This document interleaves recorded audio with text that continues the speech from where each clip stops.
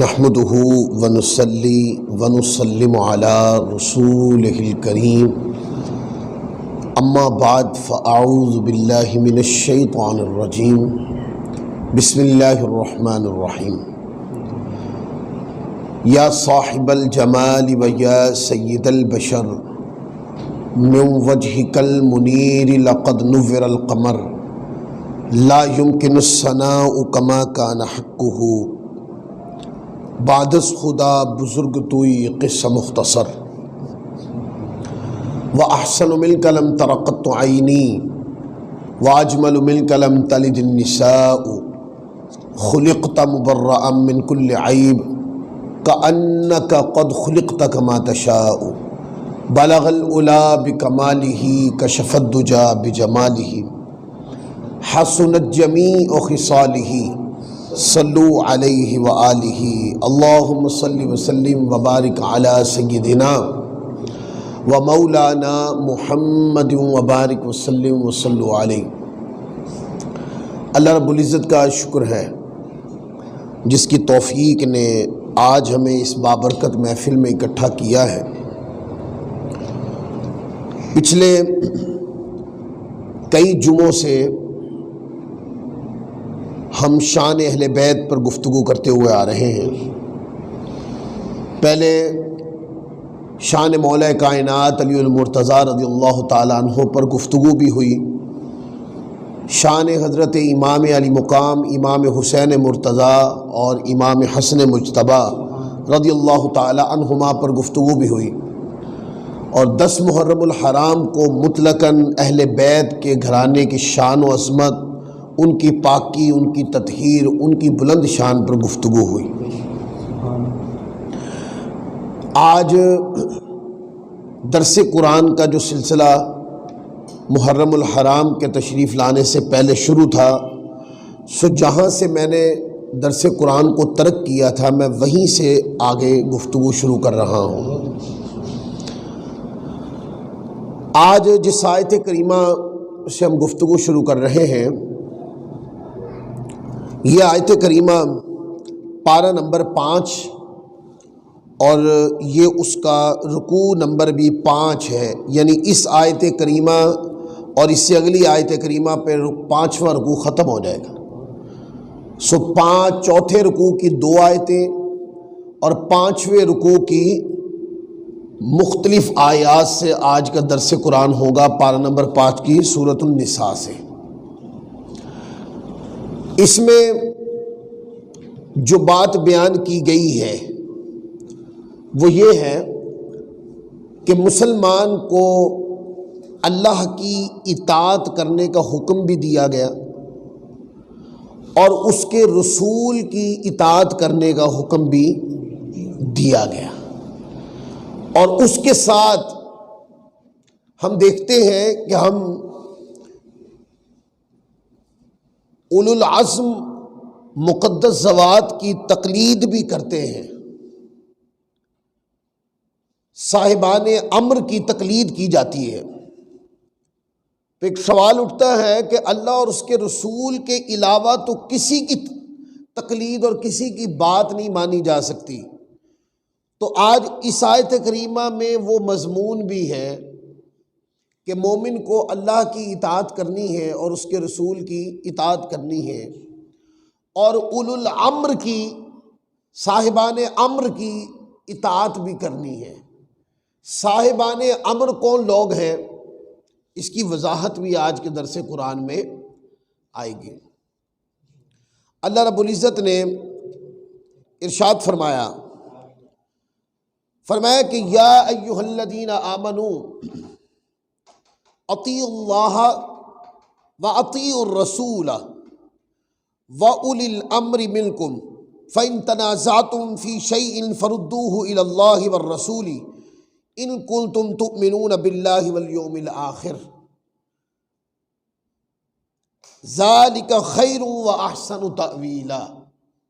اللہ رب العزت نے ارشاد فرمایا اے ایمان والو، اللہ کی اطاعت کرو اور رسول کی اطاعت کرو، اور ان کی جو تم میں سے حکومت والے ہیں، صاحبان امر ہیں، ان کی بھی اطاعت کرو۔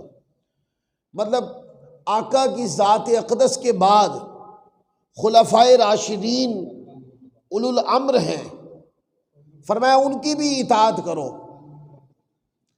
پھر اس کے علاوہ اولو الامر حکم شریعت میں بھی ہو سکتے ہیں کہ اللہ رسول کے فرمان کے بعد تم میں سے وہ لوگ ان کی بھی اطاعت کرو جو تمہیں دین کی بات سکھاتے اور سمجھاتے ہیں، جو تمہیں دین کا پیغام دیتے ہیں، دین کی بات سکھاتے ہیں، تمہیں اللہ رسول کے فرمان کی صحیح تعبیر بتاتے ہیں۔ تو فرمایا ان کی صاحبان امر اولی الامر، اور جو امر والے ہیں، جو حکم دینے والے ہیں، فرمایا ان کی بھی اطاعت کرو۔ اور پھر آگے فرمایا پھر اگر کسی بات میں تمہارا اختلاف ہو جائے تو اگر اللہ اور آخرت کے دن پر ایمان رکھتے ہو تو اس بات کو اللہ اور رسول کی بارگاہ میں پیش کرو، یہ بہتر ہے، اس کا انجام سب سے اچھا ہوگا۔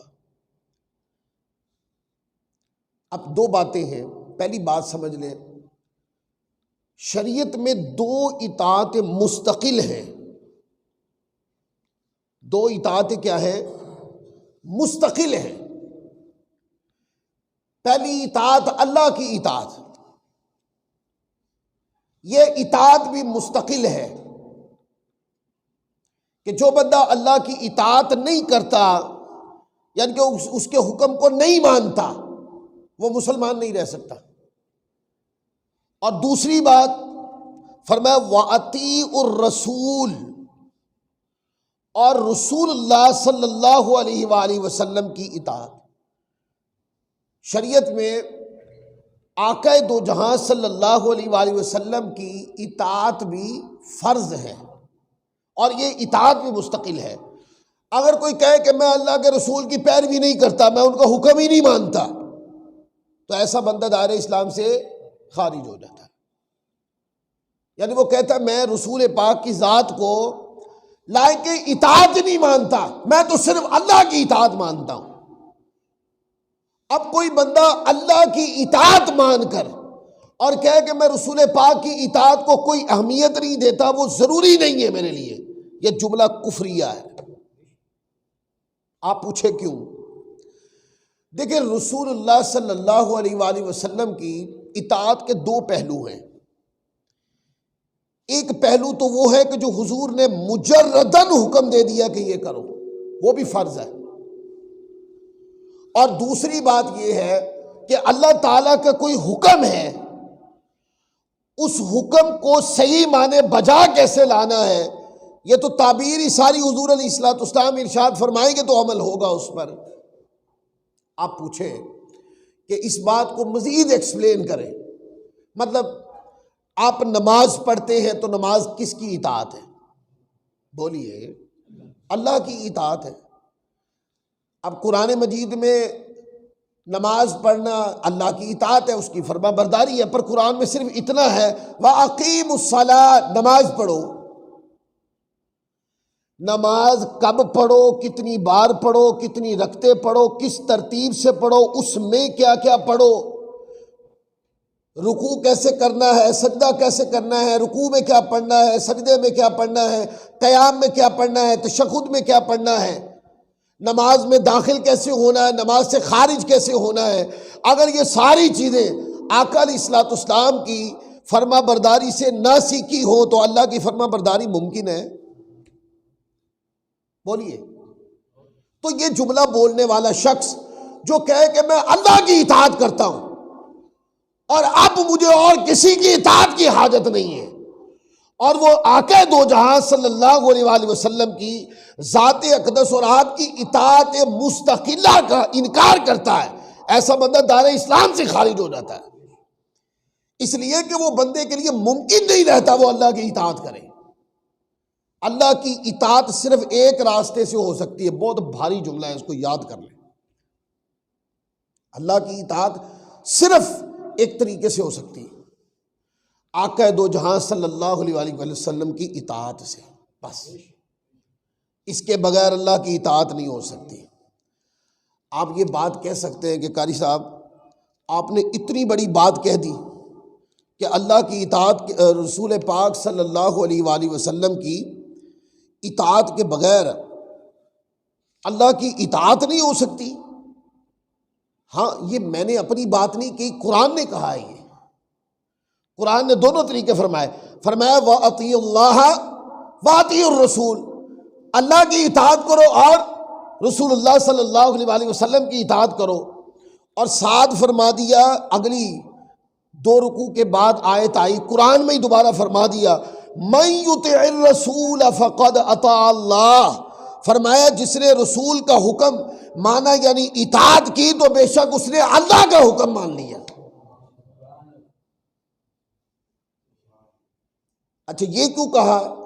ہو سکتا ہے کہ یہ آیت پڑھ کے کچھ لوگ بہک جائیں، وہ کہیں بھی اللہ کی، کیونکہ کچھ طبیعتیں اللہ کی اطاعت کا نام لے کر رسول اللہ صلی اللہ علیہ وسلم کی اطاعت سے بھاگنا چاہتی ہیں۔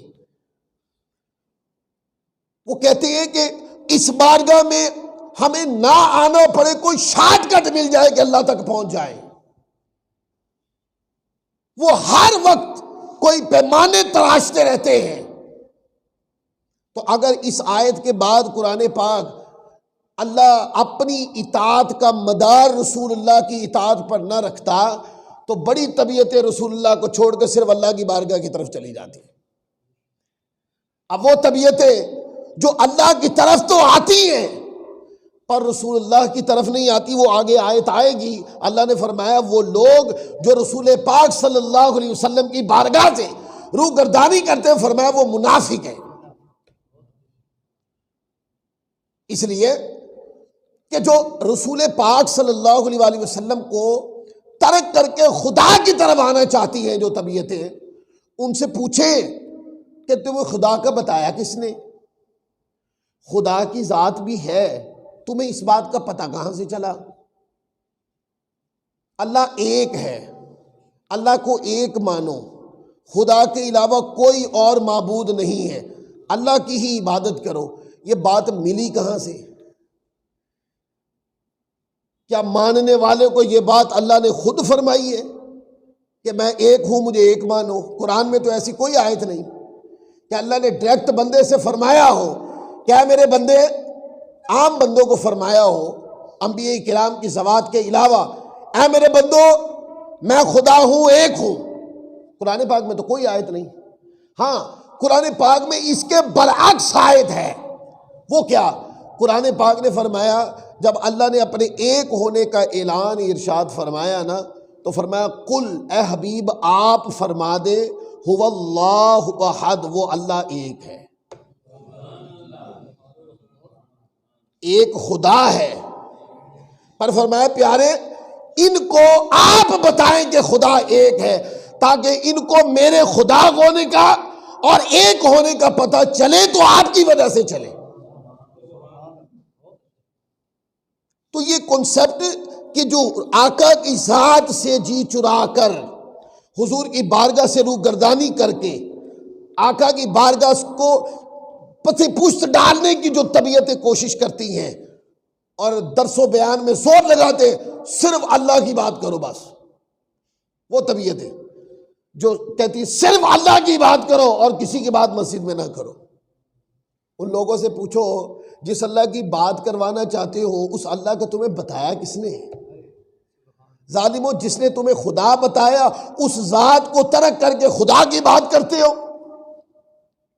تو سنو، اللہ تعالیٰ جو خدا وحدہ لا شریک ہے، اس نے تو اپنا خدا ہونا بھی اپنے مصطفیٰ کے بغیر تم کو نہیں بتایا، اور تمہیں جب اپنا خدا ہونا بتایا تو بیچ میں مصطفیٰ کا وسیلہ رکھا۔ کیا رکھا؟ بیچ میں وسیلہ رکھا۔ وہ خدا جو قادر مطلق ہے، بلند شان والا خدا، وہ اپنا خدا ہونا بتاتا گیا بیچ میں مصطفیٰ کے وسیلے سے۔ اے پیارے آپ ان کو بتا دیں۔ تو خدا ہو کر اپنا خدا ہونا مصطفیٰ کے وسیلے سے تمہیں نہیں بتاتا، ظالمو تم مصطفیٰ کے وسیلے کے بغیر خدا کو کیسے پہچان لو گے؟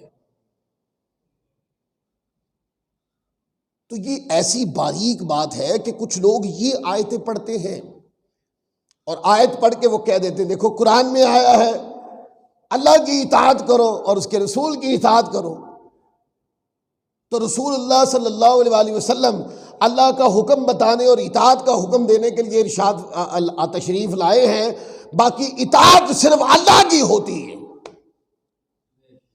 اس طرح کی گرما گرم تقریر کر کے طبیعتوں کو آقا کی بارگاہ سے روح گردان کر کے رکھ دیتے ملا لوگ، یار لوگ جو ہیں طبیعتوں کو حضور کی بارگاہ سے پھیر دیتے، اور ان کا پورا زور اس بات پر ہوتا ہے کہ ان کے دل میں اللہ کی محبت کے علاوہ کہیں رسول اللہ کی محبت نہ چلی جائے۔ اور کوئی ہم سے پوچھ کے دیکھے ایمان نام کس چیز کا ہے، ہم تو کہتے ہیں کہ اللہ کی محبت بھی ایمان ہے، اور اگر اللہ کی محبت ہے پر اس کے رسول کی محبت نہیں ہے تو اس کو کوئی ایمان نہیں کہتا۔ ایمان اس کو کہتے ہیں کہ اللہ کی محبت ہو ساتھ اللہ کے رسول کی محبت بھی ہو، تو پھر کیا بن جاتا ہے؟ ایمان۔ اور اگر کوئی کہے کہ میرے پاس اللہ کی محبت ہے پر میں رسول اللہ کی محبت کو ایمان میں ضروری نہیں سمجھتا، تو وہ ایمان کا دعویٰ کرتا رہے، مرے گا تو کفر میں ہی مرے گا۔ ایمان کامل ہی حضور کی محبت سے ہوتا ہے، ایمان کامل ہی مصطفیٰ کی اطاعت سے ہوتا ہے، ایمان کامل ہی مصطفیٰ کی اتباع سے ہوتا ہے۔ اور ساتھ میں نے یہ بھی عرض کر دیا کہ اللہ تعالیٰ کی اطاعت کے لیے جو بھی بندہ نکلے گا اگر اس کا تعلق حضور کی بارگاہ سے نہیں ہے وہ اللہ کی اطاعت نہیں کر سکتا۔ اس کی ایک مثال میں نے آپ کو نماز والی دے دی کہ قرآن میں صرف یہ آیا ہے کہ نماز پڑھو، یہ حکم بھی پورا قرآن میں نہیں ہے کہ کتنے وقت میں پڑھو، نہیں ہے قرآن پاک میں، اور 5 وقت کا جو حکم ہے یہ حدیث میں ہے، یہ حضور کا فرمان ہے، اور 5 وقت میں نماز پڑھو، اور وہ 5 وقت یہ ہیں، یہ بھی قرآن میں نہیں ہے، یہ بھی حدیث میں ہے۔ اور جب 5 وقت میں تم نماز پڑھنے لگو تو صبح میں اتنی رکعتیں پڑھنی ہے، ظہر میں اتنی پڑھنی ہے، اور عصر میں اتنی پڑھنی ہے، مغرب میں اتنی پڑھنی ہے، عشاء میں اتنی پڑھنی ہے، یہ تفصیل بھی قرآن میں نہیں ہے، یہ بھی حدیث میں ہے۔ پھر اگلی بات کہ جب کوئی رکعت پڑھنی ہے تو شروع کیسے کرنا ہے، قیام کیسے کرنا ہے، اس میں کیا پڑھنا ہے، رکوع کرنا ہے تو کیسے کرنا ہے تو اس میں کیا پڑھنا ہے، پھر سجدہ کرنا ہے تو کیسے کرنا ہے تو اس میں کیا پڑھنا ہے، پھر 2 رکعت کے بعد بیٹھنا ہے تو تشہد پڑھنا ہے تو کیا پڑھنا ہے، کہاں تک پڑھنا ہے، یہ کوئی تفصیل قرآن میں نہیں ہے، یہ ساری مصطفیٰ کی حدیث میں ہے۔ اب بتائیں، نماز اللہ کی اطاعت ہے پر اس اطاعت کا مدار حضور کی اطاعت پر، اس لیے قرآن نے فرمایا من یطع الرسول فقد اطاع اللہ، کہ جس نے رسول کی اطاعت کی وہ یہ جان لے کہ یہ اللہ کی اطاعت ہو گئی ہے۔ یعنی کہ جس نے رسول پاک صلی اللہ علیہ وآلہ وسلم کی اطاعت کی تو اس کا کنسپٹ کلیئر ہو جانا چاہیے، اس کی زاویہ نظر بالکل درست ہے، اس کو اپنے ذہن میں یہ استحضار یقینی قائم کر لینا چاہیے، جس نے رسول پاک کی اطاعت کی ہے اس کا عقیدہ پختہ ہونا چاہیے کہ یہ رسول پاک کی جو اطاعت ہے یہی اللہ کی اطاعت ہے۔ اللہ کی اطاعت اور رسول کی اطاعت الگ الگ نہیں ہوتی، جو اللہ کی اطاعت ہے وہی اللہ کے رسول کی اطاعت ہے، جو اللہ کے رسول کی اطاعت ہے وہی خدا کی اطاعت ہے۔ تو پھر فرمایا کہ 2 اطاعت مستقل ہیں، اس کے بغیر یعنی 2 حکم ایسے ہیں جس سے شریعت بن جاتی ہے۔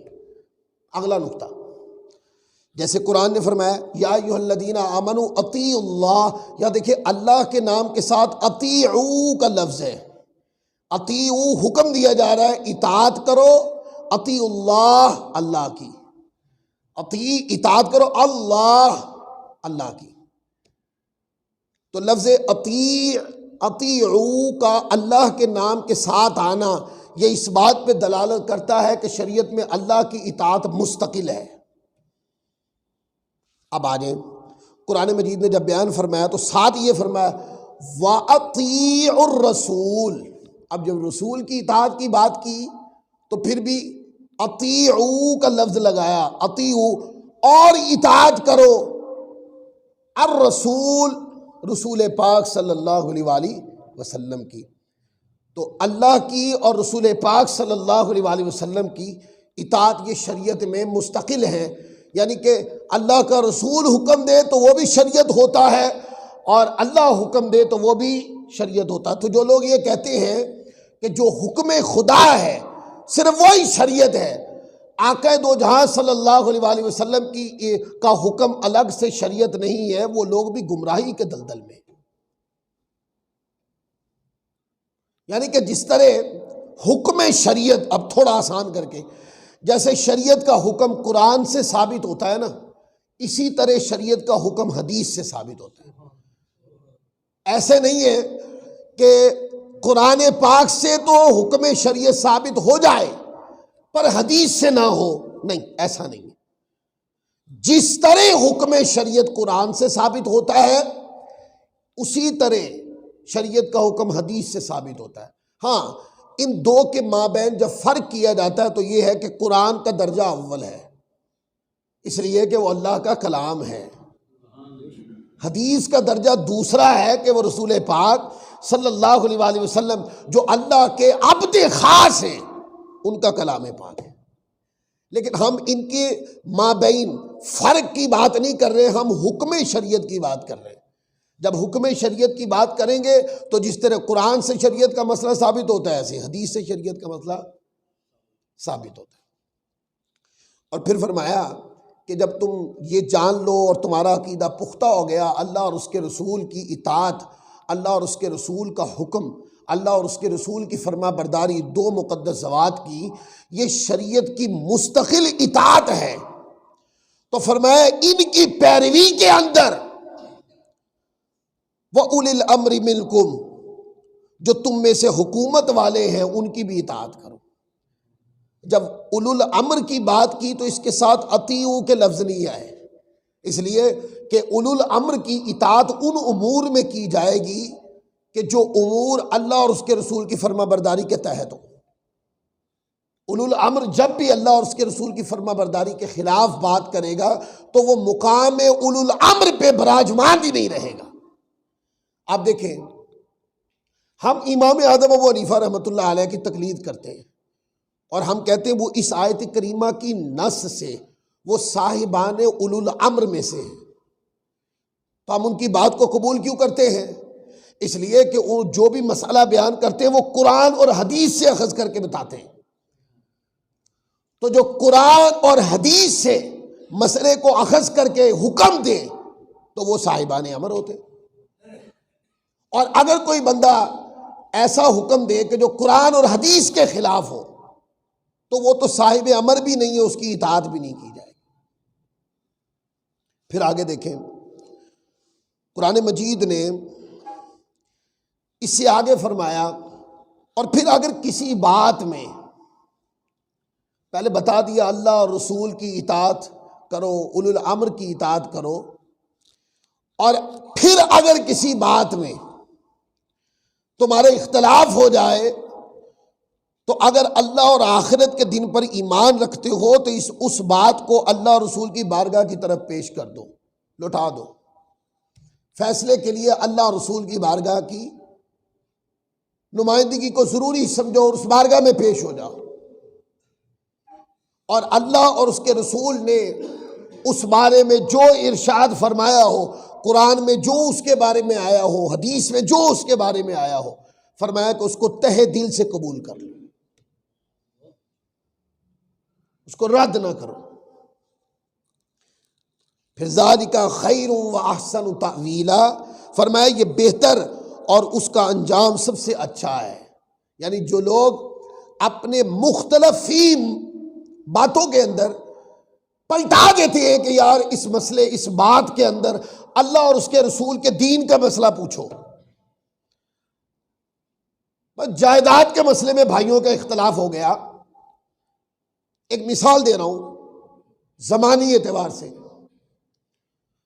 بھائی آپس میں لڑ پڑے, کوئی کہتا ہے میں زیادہ لوں گا, کوئی کہتا نہیں میں زیادہ لوں گا. اب اس مسئلے کا حل کیا ہے؟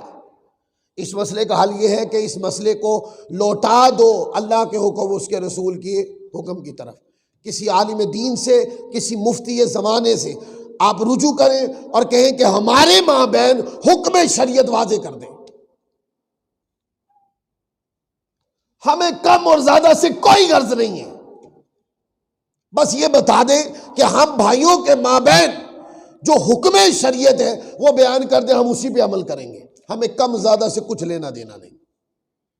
تو قرآن پاک نے فرمایا جو اپنی اختلافی مسائل میں اس طرح کریں گے, قرآن پاک فرماتا ہے ذالک خیر و احسن تأویلا, فرمایا یہ بہتر اور اس کا انجام سب سے اچھا ہے. جو لوگ ایسا کرتے ہیں, ایسا کام کرنے والوں کا انجام سب سے اچھا ہوتا ہے. وگرنہ مرضیوں کے اوپر رائے دے کر اختلاف کی فضا کو خراب اور بڑھا دینا, آگ لگانا, اس کا نتیجہ کیا ہوتا ہے؟ زندگیاں گزر جاتی ہیں, پھر بھائی دوسرے بھائی کو دیکھتا تک نہیں, رشتہ داریوں میں دراڑیں پڑ جاتی, اور اختلاف بندے کو دوبارہ ملنے نہیں دیتا. قرآن نے فرمایا سب سے اچھا طریقہ یہ تھا اپنے اختلاف میں اللہ اور رسول کے حکم کی طرف رجوع کرنا, اور جب تم اس پہ عمل کرو گے تو اس طرح تمہارے مابین اختلاف کی وجہ سے جو نحوست شیطان نے ڈال رکھی وہ بھی ختم ہو جائے گی, اور تمہاری محبت دوبارہ لوٹ آئے گی. اور سب سے بڑی بات ہے اس پر عمل کرنے سے تمہاری آخرت بہتر ہو جائے گی. کبھی ایسا بھی ہوتا ہے جو لوگ زمین جائیداد سے لڑ رہے ہوتے ہیں, اپنی مرضی سے اختلاف کر کے جھگڑا کر کے زیادہ حصہ غصب کر لیا, ہاں لے لیا, ملنے کے چند دن بعد ہی مر گئے, تو اس لڑائی کا فائدہ کیا ہوا؟ اور پھر نتیجے ہوتے ہیں. آج اگر آپ نے حصے کے لیے بھائیوں کے ساتھ اختلاف کر ڈالا, لڑ پڑے آپ, تو یہ ذہن میں رکھیے گا آپ کی اولاد جوان ہوگی, وہ بھی آپ کی جائیداد پہ یہی نوکا چوکی کرے گی. تربیت کے اثرات مرتب ہوتے ہوتے ہیں, یہ ذہن میں رکھ لیں. اور اگر قربانی دے دیں گے تو یہ نیکی اولاد کے خون میں سرایت کر جائے. یہ سوچنا ہے. کم اور زیادہ, میں نے تو بڑے بڑے محلات والے بھی مرتے دیکھے, آپ لوگوں نے بھی دیکھے ہوں گے. بڑے بڑے کاروبار کرنے والے لوگ میں نے بھی مرتے دیکھے, آپ نے بھی دیکھے ہوں گے. بڑے بڑے کاروباری لوگ جن کا بڑا نام تھا, آج ان کی فیکٹری کا نام تو ہے پر وہ بندہ نہیں ہے, وہ بندہ مر گیا ہے. تو دنیا سے کسی نے کچھ نہیں لے کے جانا, لہذا اپنی زندگی کے ہر لمحے کو اللہ اور اس کی رسول کی فرما برداری کی طرف موڑ دیں. جب کہیں اختلاف ہو تو جستجو اس بات کی کرنی ہے کہ یار اس باب میں اللہ کے دین کی بات پوچھو کہ اس مسئلے میں حل کیا ہے اس کا. مجھے کسی پنچایتی سے مسئلہ حل نہیں کروانا. طبیعتیں مائل ہوتی ہے, پنچایت میں بیٹھنے والے بھی یک طرفے فیصلے بھی دیتے ہیں. وہ لوگ اب آہستہ آہستہ کم ہوتے جا رہے جو درست اور صحیح فیصلے پہ اڑ جاتے ہوتے ہیں. وقت گزرنے کے ساتھ وہ لوگ کم ہوتے جا رہے ہیں. تو اپنا پیمانہ یہ بنا لے, یار میں نے کسی پنچایت میں فیصلہ نہیں کروانا, میں نے کسی پہ کیس کر کے کورٹ میں کوئی کیس نہیں لڑنا. یہ جو ہمارا اختلاف ہوا ہے, کسی مفتی وقت کے پاس جائیں, یہ اختلاف سامنے رکھ کے کہیں کہ اس میں کون درست ہے کون غلط ہے. اگر میں غلط ہوا تو میں حلف دیتا ہوں میں اپنا حق چھوڑ دوں گا, جس کو میں اپنا حق سمجھتا ہوں میں اس کو ترک کر دوں گا. اور اگر میں درست ہوا تو دوسرے فریق کو چاہیے اسی خندہ پیشانی کا وہ بھی کوشش کرے.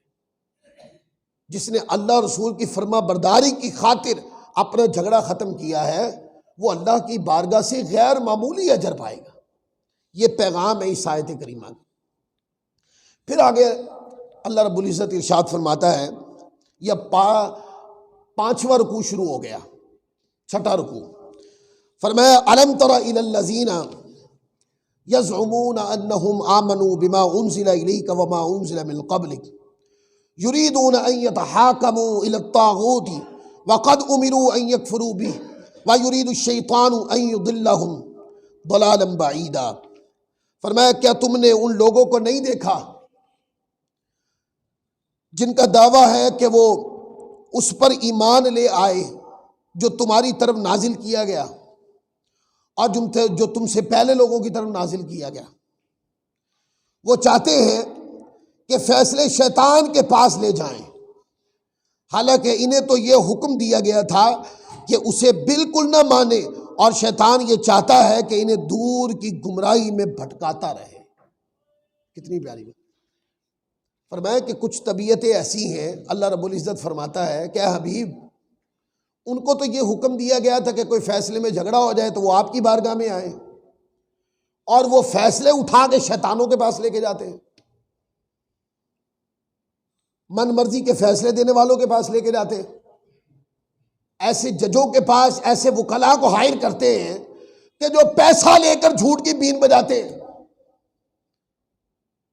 اور ایسی عدالتوں میں لے کے جاتے ہیں کہ جہاں ان کو پتہ ہے ہمارا پیسہ چل جانا ہے۔ اور قرآن پاک نے لفظ استعمال فرمایا، اور وہ فیصلے اٹھا کے شیطانوں کی طرف لے کے جاتے۔ ان کو تو یہ کہا گیا تھا کہ فیصلے اٹھا کر دربار رسول میں لے کر آئیں۔ اس میں ایک واقعہ آتا ہے، وہ اس آیت کریمہ کے ضمن میں جب تفسیر پڑھتے ہیں تو مل جاتا ہے۔ وہ یہ کہ ایک ظاہری خد و خال میں ایک منافق تھا جو مسلمان بنا ہوا تھا، مسلمان نہیں تھا، اس کی خد و خال مسلمانوں والی تھی، منافق تھا۔ منافق کہتے ہیں جس کا ظاہر مسلمانوں والا ہو اور اندر سے مسلمان نہ ہو۔ تو حضور علیہ الصلوۃ والسلام کے دور میں صحابہ کرام کے ساتھ ایسے منافقین آ کے چھپ کے بیٹھتے تھے، اور صبح کے ٹائم وہ مسلمان ظاہری حلیہ بنا کے بیٹھ جاتے، شام کے ٹائم اپنے لوگوں کے پاس واپس جا کے کہتے ان کے ساتھ تو ہم مذاق کرتے ہیں۔ تو ایسا ہی ایک شخص تھا، اس کا نام بشر تھا۔ تو وہ ظاہری خد و خال میں مسلمان بنا ہوا تھا، اس کے اور یہودی کے مابین میں کسی مسئلے میں اختلاف ہو گیا۔ تو یہودی یہ کہتا تھا، وہ جو منافق ظاہری مسلمان بنا ہوا تھا بشر کو، یہودی یہ کہتا تھا کہ چلو تمہارے نبی کے پاس چلتے ہیں، ان سے فیصلہ کرواتے ہیں۔ حضور کی عدالت کی جامعیت دیکھیں کہ یہودی کو بھی اعتماد ہے کہ اس بارگاہ سے غلط فیصلہ نہیں ہو سکتا۔ تو یہودی کہہ رہا ہے کہ بشر چلو ہم تمہارے نبی کے پاس چلتے ہیں اور وہاں سے فیصلہ کرواتے ہیں۔ تو ظاہر ہے وہ سچا مسلمان تو تھا نہیں، منافق تھا، تو وہ کہنے لگا نہیں نہیں ادھر نہیں جانا، ایسا ہے کہ چلو تمہارے کعب بن اشرف یہودی کے پاس چلتے ہیں۔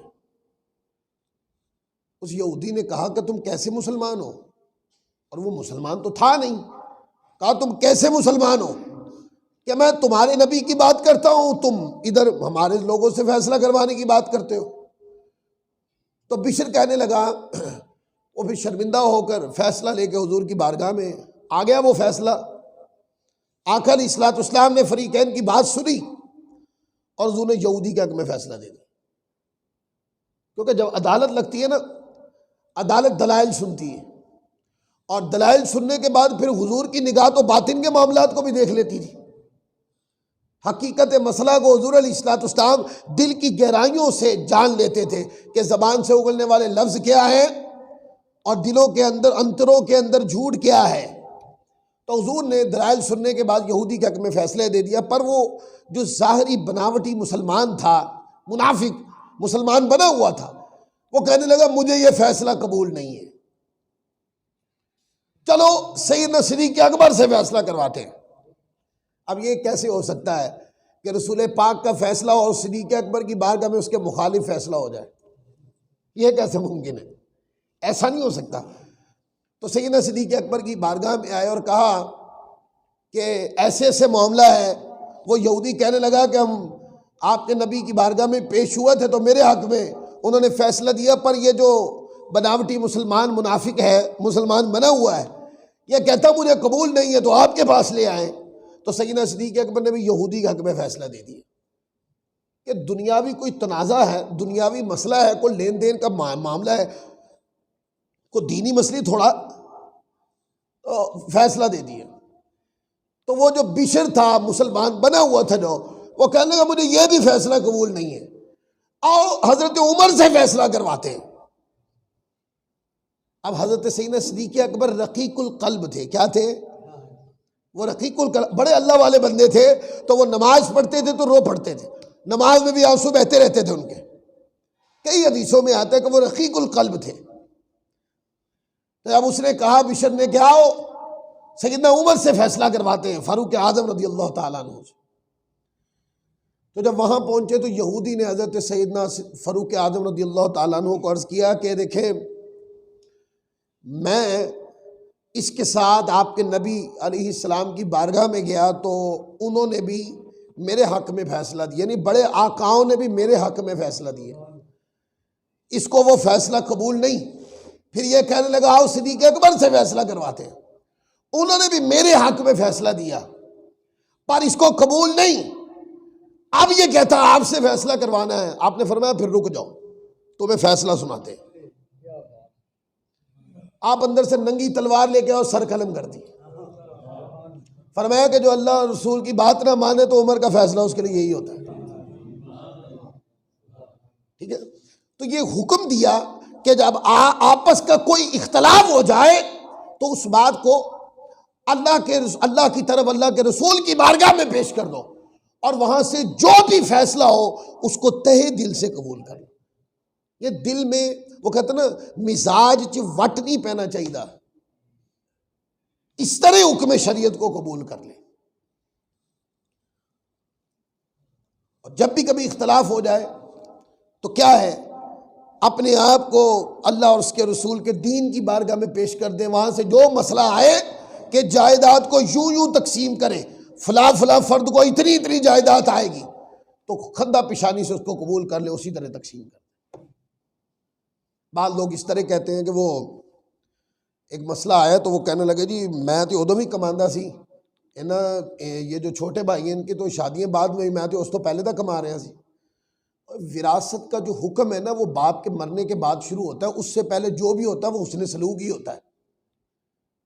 باپ کے مرنے کے بعد باپ کی موجودگی میں جو اپنے بہن بھائیوں کے ساتھ حسن سلوک کیا تھا، باپ کی موجودگی میں جس کو حسن سلوک کہتے تھے، باپ کے مرنے کے بعد وراثت کی لالچ میں ان سارے حسن سلوکوں کو بھول گئے۔ وہ کہنے لگے میں پہلے سے کما رہا تھا، میں یوں تھا، نہیں۔ جو وراثت کا حکم ہوتا ہے وہ والد کے فوت ہونے کے بعد سب لوگوں پہ برابر، جو شریعت کا پیمانہ اس کے مطابق ہوتا ہے۔ اس سے پہلے جس نے جو کچھ بھی کیا ہے اپنے نیک اعمال کا صلہ اللہ کی بارگاہ سے لے لے گا۔ وہ اگر کوئی کم تھا کوئی زیادہ تھا تو جس نے کمی کر کے غلطی کی وہ اللہ سے معافی مانگے، اور جس نے کوئی زیادتی کر کے اس نے سلوک کے اندر کوئی کام کیا ہے تو اجر اللہ سے لے لے گا وہ۔ تو دیکھیں فرمایا تو شیطانوں کے پاس فیصلے اٹھا کر مت لے جائے، اختلاف ہو جائے تو فیصلے اللہ اور اس کے رسول کی بارگاہ میں لے کے آئے۔ اور جو طبیعتیں، اب قرآن پاک کی آیت آ گئی، اور جو طبیعتیں کہتی ہیں نہیں ہم فیصلے شیطانوں سے کروانا چاہتے ہیں، مولویوں کو نہیں مسئلہ لے کے جانا، کیونکہ قرآن 2 + 2 4 جیسی بات کرتا ہے۔ قرآن نہیں کسی کی سائیڈ لیتا، قرآن کسی کی شخصیت کو نہیں دیکھتا، کسی کے مال و متاع کو نہیں دیکھتا کہ وہ بہت بڑی عظیم شخصیت لوگوں میں بڑی معروف ہے، وہ ہوگی، پر قرآن اس چیز کو نہیں دیکھتا۔ قرآن پاک جو حق ہے وہ دودھ کا دودھ اور پانی کا پانی قرآن کا حکم کر کے رکھ دیتا ہے۔ تو فیصلے اٹھا کے شیطانوں کی طرف نہیں، فیصلے اٹھا کر اللہ اور اس کے رسول کی بارگاہ میں لے۔ اور فرمایا کہ اس بارگاہ میں لا کر کوئی فیصلہ ہو جائے اور تم صدق کے دل سے قبول کر لو اور کہو مولا میں تیری رضا پہ راضی، مجھے کم اور زیادہ سے مولا کوئی دلچسپی نہیں، دلچسپی ہے تو تیرے دین سے، دلچسپی ہے تو مولا تیرے حکم سے، اے مولا دلچسپی ہے تو تیری رضا سے، اے مولا دلچسپی ہے تو تیری ذات کے ساتھ جو کچھ میرے پاس ہے، تیرا فضل نہ ہوتا تو میرے پاس کیا ہے، تیرا کرم ہے، میں جو کچھ روکی سوکھی کھاتا ہوں یا جو چھت میرے پاس ہے، اولاد ہے، رشتہ دار ہیں، یہ اتنی نعمتیں برکتیں جو ہیں یا مولا تیرے کرم سے ہی ہیں۔ آج اگر جائیداد تقسیم ہوتے، جو میں ذہنی طور پر حصہ سمجھتا تھا اس سے مجھے کم مل گیا ہے، تو مولا اگر تیری رضا یہ گئے تو میں اس پہ راضی ہوں۔ کیا بولتے پنجابی میں وہ کہ جے سونا میرے دکھ وچ راضی تو پھر سکھ نو میں چلے پاواں ہے۔ یہ مصرع کسی نے کہا ہے، پر یہ مصرع بہت بڑی جاندار مصرع ہے۔ آپ کو پتہ ہے کہ بندہ اللہ کے تقرب کے رستے پہ کب چلنا شروع ہو جاتا ہے؟ جب وہ ایک چیز ٹھان لیتا ہے، وہ کہتا ہے مولا میں تیری رضا پہ راضی ہوں، مجھے کم اور زیادہ سے کوئی لینا دینا نہیں، جس پر تو راضی میں اس پہ راضی۔ تیری رضا کا رستہ مولا تلخ بھی ہے تو میرے لیے آسان ہے، تیری رضا کے رستے کے اوپر تکلیفیں ہیں تو قبول ہے، پر مولا تیرے رستے پہ تکلیفیں آئیں تو مجھے برداشت کی ہمت دینا، پر ایسا کبھی نہ ہو کہ شیطان بہکا کے تیرے رستے سے مجھے دور کر دے۔ جب بندہ اس سوچ پہ آ جاتا ہے نا تو وہ پہلا قدم وہاں رکھ دیتا ہوتا ہے جو سڑک بندے کو ولیوں کی طرف لے جاتی ہے۔ تو کہا کہ شیطانوں کی طرف فیصلے نہیں لے کے جانے، فیصلے اللہ کی بارگاہ میں لے کے آنے۔ اچھا، جو شیطانوں کی طرف جاتے ہیں، مطلب اللہ کے نبی کی بارگاہ کی طرف نہیں آتے اور دوسروں کی طرف جاتے ہیں، طبیعتیں اللہ کے رسول کی بارگاہ سے کٹتی رہتی ہیں، یعنی کہ جب بھی حضور کی بارگاہ کی بات ہو جائے، حضور کے فضائل بیان ہو جائے، آقا کی بلند عظمت و شان کی بات ہو جائے، وہ مجلس میں بیٹھے ہوں تو ان کو ایک ہی فکر ہوتی، کہیں شرک نہ ہو جائے، کہیں شرک نہ ہو جائے، کہیں شرک تو نہیں کر دیا، کہیں شرک نہ ہو جائے۔ سننے والے کو اتنی فکر کیوں لاحق ہے؟ جو بیان کر رہا ہے وہ مشرک تھوڑی ہے، جو بیان کر رہا ہے اس کو شرک کا پتہ نہیں، سب پتہ ہے۔ پر میں آپ کو ایک بات بتا دوں، اللہ کے رسول کی شان بیان کرنے سے شرک ہوتا نہیں ہے، یہ بس ملاؤں کا ایک خدشہ ہے، ہوتا نہیں ہے شرک کبھی بھی۔ آپ جتنا بڑھا کے بیان کریں گے مصطفیٰ کی شان کو، اللہ تعالیٰ کی کرم اتنا ہی نازل ہوگا۔ جتنا مصطفیٰ کے پیاروں کا ذکر بڑھا کے کرو گے، اللہ اور اس کے رسول کا فضل اتنا زیادہ ہوگا۔ بیان بڑھا کے بیان کرنے سے شرک نہیں ہوتا، بلکہ اللہ راضی ہوتا ہے، کیونکہ اس نے قرآن میں فرمایا وَرَفَعْنَا لَكَ ذِكْرَكَ، فرمایا کہ حبیب ہم نے آپ کی خاطر آپ کے ذکر کو علی الاطلاق بڑھا دیا ہے، ساری بڑھائیاں نیچے گئے، اے پیارے آپ کے شان ذکر اونچا ہے۔ تو وہ طبیعتیں جو جڑتی نہیں ہیں، حضور کی بارگاہ سے کٹتی جاتی ہیں، کبھی حضور کا نام نہ آ جائے، کہیں نام آ جائے یا فضائل بیان ہونا شروع ہو جائیں تو ان کو شرک کا ڈر ہونا شروع ہو جاتا ہے۔ آگے قرآن مجید نے اس آیت کریمہ کو بیان کیا ہے۔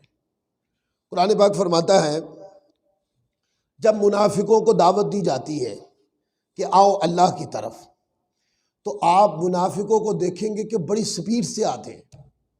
جب بات کی جاتی ہے ان کو آؤ بھائی اللہ کی طرف، تو اللہ کا نام سن کر بڑی جلدی جلدی آتے ہیں، اور جب ان کے سامنے نعرہ لگا دو وَإِلَى الرَّسُولِ، اور آؤ رسول کی طرف، تو آپ رَأَيْتَ الْمُنَافِقِينَ يَصُدُّونَ عَنْكَ صُدُودًا، آپ منافقوں کو دیکھیں گے کہ سر جھٹک کے وہ بھاگ جاتے ہیں۔ بھاگے کہاں سے؟ کیا اللہ اور رسول دونوں بارگاہوں سے بھاگ گئے؟ نہیں، اللہ کی طرف تو آ رہے ہیں وہ۔ قرآن فرماتا ہے وَإِذَا قِيلَ لَهُمْ تَعَالَوْا، اور جب ان سے کہا جائے کہ اللہ کی اتاری ہوئی کتاب کی طرف آؤ، تو منافقین کو آپ دیکھیں گے کہ وہ آتے ہیں، اللہ کا نام لیتے ہیں، اللہ کی کتاب کی بات کرتے ہیں، اللہ کا نام لیا جائے، اس کے نازل شدہ حکام کی طرف آئے، مسکرا کے آتے ہیں، جلدی سے آتے ہیں، بھاگتے بھاگتے آتے ہیں۔ اور جب انہیں کہو کہ اللہ کے ساتھ وَإِلَى الرَّسُولِ، اور آؤ رسول کی طرف، تو کہا رأیت المنافقین، تو آپ منافقین کو دیکھیں گے یصدون عنک صدودا، کہ وہ بھاگ جاتے. بھاگے کس بارگاہ سے؟ رسول پاک کی بارگاہ سے.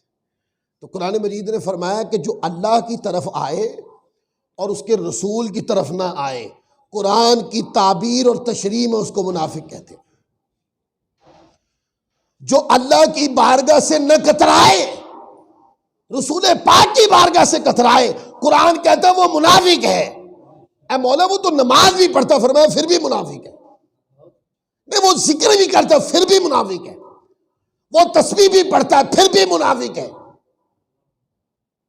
اس لیے کہ وہ اللہ کی طرف تو آتا ہے، پر اللہ جس سے محبت کرتا اس رسول کی طرف نہیں آتا. تو ایمان، سن لے آخری جملہ، ایمان فقط یہ نہیں کہ کوئی اللہ کو مانے. یہ جملہ پھر دوہرا رہا ہوں، ایمان فقط یہ نہیں کہ کوئی اللہ کو مانے. ایمان اس چیز کا نام ہے کہ جو بھی اللہ کو مانے وہ مصطفیٰ کے وسیلے سے مانے.